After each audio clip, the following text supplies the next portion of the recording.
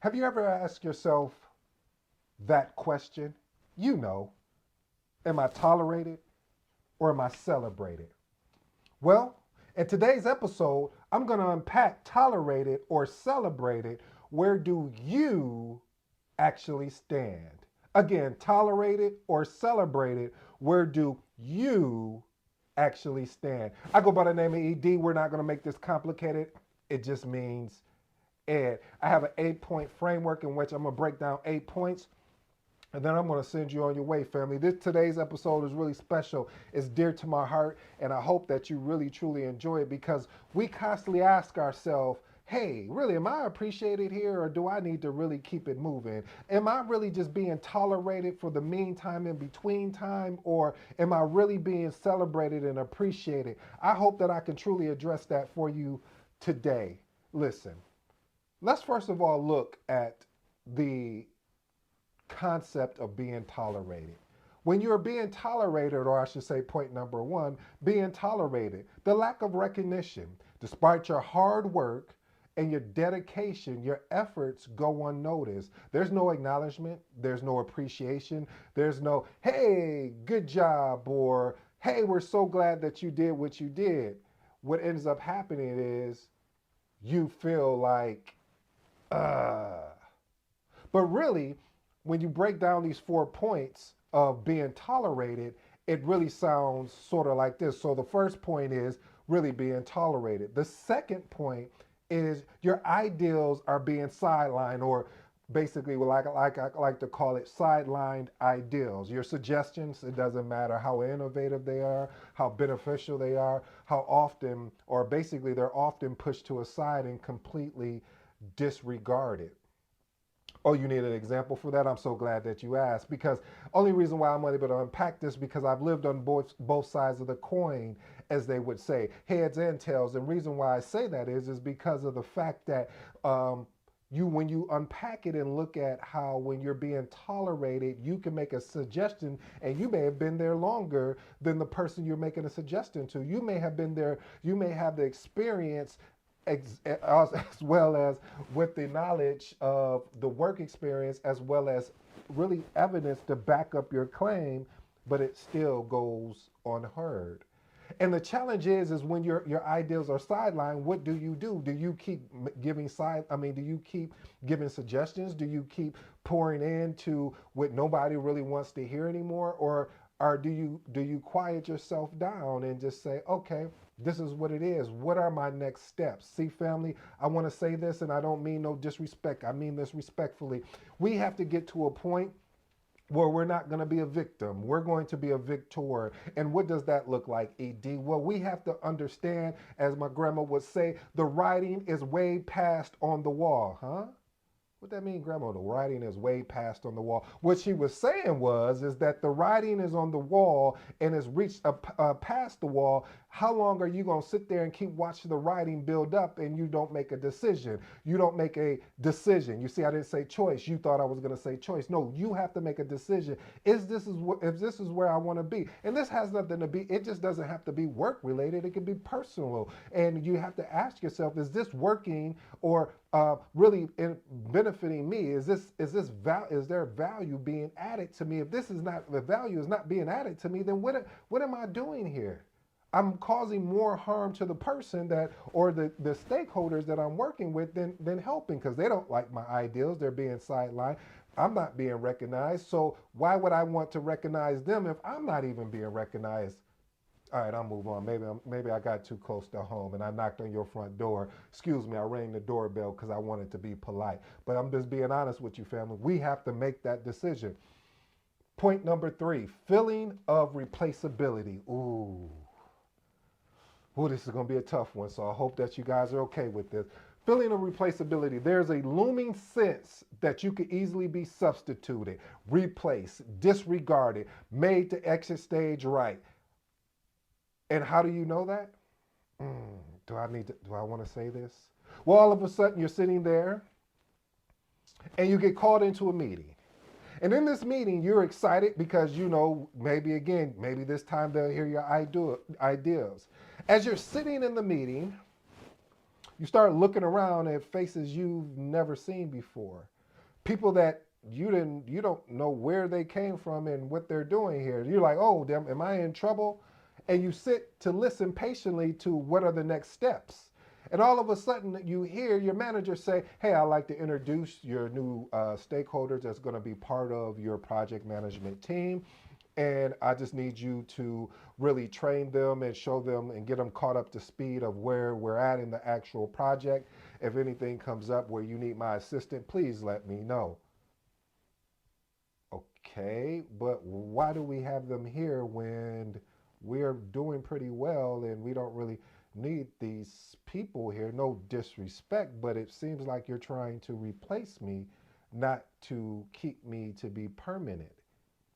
Oh, no, no, no, no, we're not doing that. These are temporary resources so we can get up to speed, and there's a lot more work coming, and we want to make sure that we have the right resources in place. So you say. So, family, I challenge you, and I ask upon you, really, when you get this feeling, or as we would say, the instinct, really, of feeling that you're going to be replaced, you may want to start asking those questions and be bold and brave to ask those questions. You don't have to ask everybody and a mama. Ask yourself, what does it really look like? Not what I wanted to believe, not what I dreamed it would believe, not because of all the hard work that I've dedicated, everything that I put into this. No, what are you actually seeing right now? Not yesterday, but right now in this moment. That will tell you everything of what the next steps are and what you may or may not need to do. Maybe you're overthinking it, but what if you're not? Let's move on to point number 4 regarding if you're being tolerated. Stagnated growth. Listen, your manager or your leader shows no interest in investing in your professional development. And you know me, family, if I'm in an organization and they're not willing to invest in professional development, it doesn't matter how much money they throw at me. I know that sounds strange.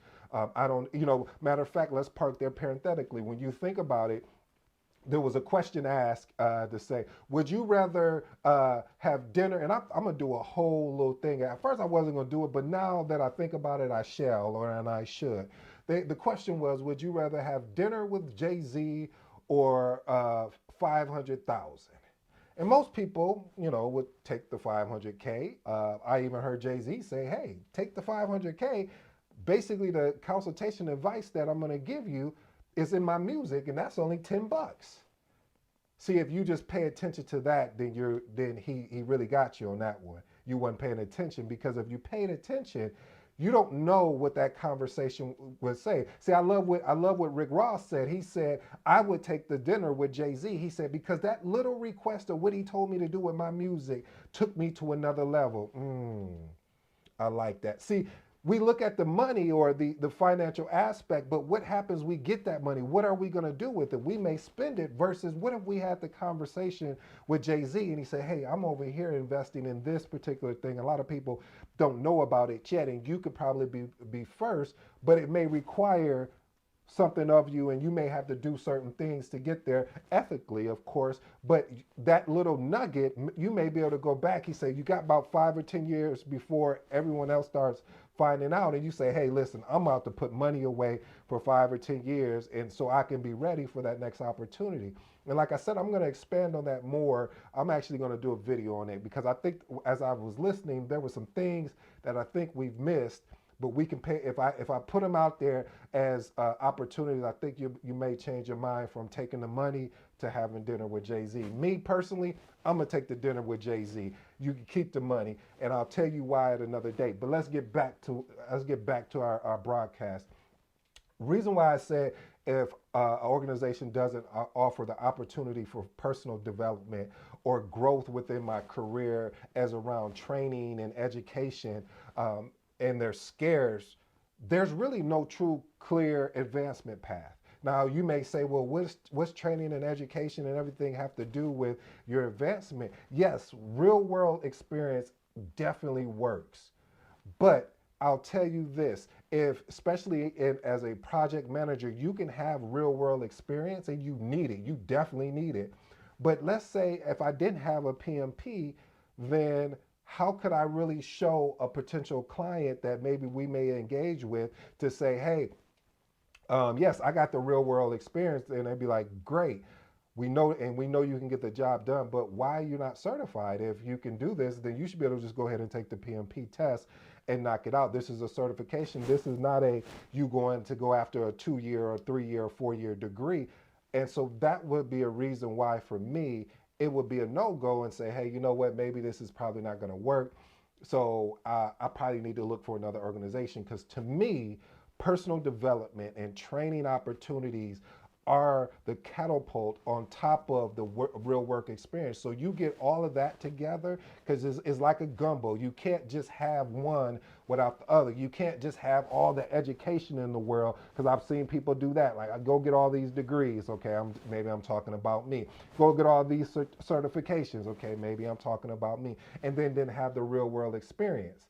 But when I went and got all of that together, it really gave me an opportunity to have the gumbo experience, as I'm calling it, because now I got the education, I got the certification, and I have the real world experience. This ain't something, no theories that I'm making up. And that's why I always challenge you, family, when I put something out here, to go and test it, go experiment with it, because that's what I do when I listen to some of my favorite podcasts or my favorite people that put content out. I go and try and experiment. I'm just not watching just to watch. I want to be able to take it and see if I can apply it. So these 4 items that I described to you as being tolerant, check them out. See if it applies to you as far as where you're currently at, whether professionally or even personally. And if you see there's a gap,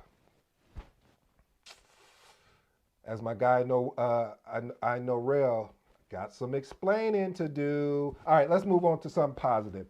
So if you know in your if you're being celebrated, there's 4 things that I want to be able to address here. First one is consistent recognition. Your efforts are regularly acknowledged and you feel valued for the work you do. Ooh, that's key. Have you ever felt valued before? I'm talking about the type of value where you finish a project on time, on budget, within scope, or with y'all say within scope, and the quality is amazing. And through the whole project, your project team, your stakeholders are really making you feel value. Your sponsor is really making you feel value. That value word is amazing. And the reason why it's amazing, because it makes you want to do more than what you're currently doing. It makes you want to extend yourself more than what you're doing, because of the fact that you're feeling valued, you're feeling appreciated. And it's not just a one-time thing, it's a regular acknowledgement. Nobody's saying like every time, oh, give me a pat on the back. No, no, no, no, no, no, no. What we're saying is you see the work that I'm doing. You see what it took for us to get here. Now it would be nice to be acknowledged for the work that we're putting in, the dedication and the commitment. Because see, a lot of people that show up on projects, they're interested. What does interested look like, ED? Well, they're interested to see where you at. They don't really care about really the project. They're just interested to see where they're at so they can pick and pry. I've seen those type of people where they'll send an email or ask for a daily update, and you're like, well, what does that have to do with helping us drive this project to a better a better finish? So for those people out there, and if you're listening, that's not value. Being valued is jumping in and getting, as Les Brown talked about, getting some mud on you, getting some dirt on you, basically jumping in and saying, how can I help? Not how I can micromanage you, but how can I help? Do you want me to take on this? Do you want me to do this? Yes, I do need that. So that is showing value, in my opinion. It's subjective. Again, point number 2, value input. Your ideals are not only heard, but watch this, family. They're actively sought out after, implemented, and oh, this is my favorite, because I've seen leaders do this once in a while. Not every leader I've seen, because I don't want to be cold-blooded like that, but I've seen it where you put something together, i.e., PowerPoint, i.e., a meeting recap, or some type of business proposal or something like that. As a matter of fact, I have the business proposal video coming up soon. I want to go unpack that little thing there for you. I think you're really going to enjoy that. We're going to have some fun with it. But guess what they do? They give you credit. See, I remember there was a story I want to share real quick, family. There was a stakeholder that I was working with, and one thing I loved about her is that she was very committed. She showed up every time. She would always ask in my consultation, like, "Hey, what do you think about this? This is what I'm thinking about doing." You know what I would tell her? I wouldn't say, "Oh, it's not going to work." I would say, "Go test it out. Test it out in a small group and let me know what the results are, and then we can expand it if it makes sense." And then on top of that, I said, "Hey, here's what I would definitely recommend. You're trying to stay in front of this project. You're seeing that the team is falling behind. Set up what I call office hours." And what you do is you put a time on your calendar and you send it out to the team and say, "Hey, I have open office hours." So that way, from for an hour, you can drop in at any time to ask me any questions, or if you need me to pull people in for us to have a conversation, I'm here to support. And do you know how effective that was? Matter of fact, I'm putting that in my next book because I know how effective that was. And what it does is it creates a sense of, watch this, family. It creates a sense of people feeling like, oh, they really are committed, because you are. If you're going to take time out and open up an hour or 2 hours of your schedule and say, "Hey, there's no point of sitting there trying to figure out, come in here, we can have a brainstorming session. I seriously put this time and block my calendar off to make sure you get the proper support that's required." Point number three, a sense of belonging. Listen, you're just not a member of the team. You're truly an integral part of the success, meaning your role is clear and your contributions are indispensable. Oh, that's huge. Again, like I said, if anyone has ever made you feel valued, if anyone has made you feel important, if anyone has showed a commitment to you and not an interest in your development, what more could we ask for? Because that shows me that leader, not the manager, that leader is really willing to bet on you. And I've seen it. I haven't seen it yet, and I'm not going to say it's not going to happen. And it may have happened. That's why maybe some of these people that used to be leaders and now they're managers, because of the fact that maybe someone said they were going to do something and they didn't do it, and so then they turned into a micromanager. And when they turned into a micromanager, they forgot about their leadership styles. They always say when somebody burns you as far as does you wrong, that turns you into somebody that you didn't want to be in. But now, you, just to protect you and your role as a leader, you want to make sure that everything is lined up. Well, let me let you know, more people are going to want to walk away from you. More people are not going to want to work with you because they're not going to feel comfortable, because every time they look over their shoulder, you're going to be sitting there breathing over their shoulder. That is not leadership. That is definitely management. And so if you want to manage that way, hey, that works for you. But I'm going to tell you this, when the job market opens and gets better, the person that you thought was a great resource, they up out of there. They're going to move. They're going to exit stage right, because they don't feel comfortable that you trust them.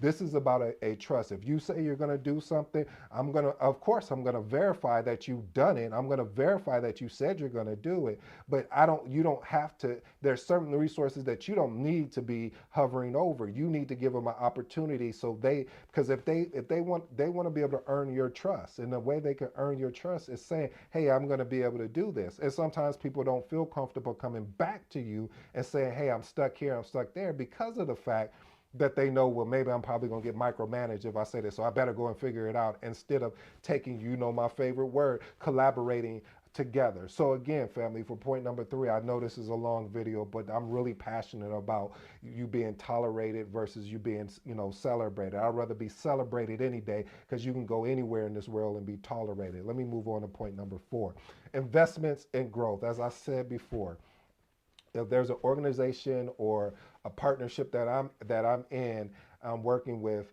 and there's not an opportunity for me to develop professional development or some type of training and or mentorship, and it's not a clear pathway for investment, for me, I'm just talking about for me, family, it's probably not a good position for me to be in. It's not a good organization for me to be in because for me, I want to be able to give and grow. I want to be able to learn and grow. The whole purpose of when you have a career is about growth. It's not saying, oh, I'm here for a check. Now, there are some people that come to the organization or work in the organization for a check, but I'm here for the check too, but I'm also here for the experience. I'm also here for the growth. And because of that, I'm willing to invest in myself just as much as I'm hoping you're willing to invest in me. Listen, family, I hope you enjoyed today's episode. Because really, there are a lot of people out here that are in situations, whether professionally or personally, that they're being tolerated instead of being celebrated. I was listening to a motivational speak, and I may even touch on that as well. And I believe it was Ray Lewis when he said, we need to stop partying and start celebrating. And what he was saying was, and I had to go do my homework. And when I did my homework says a party compared to a celebration. When you celebrate, that means you're celebrating with the accomplishment that you achieve. A party is just, hey, it's your birthday, huh?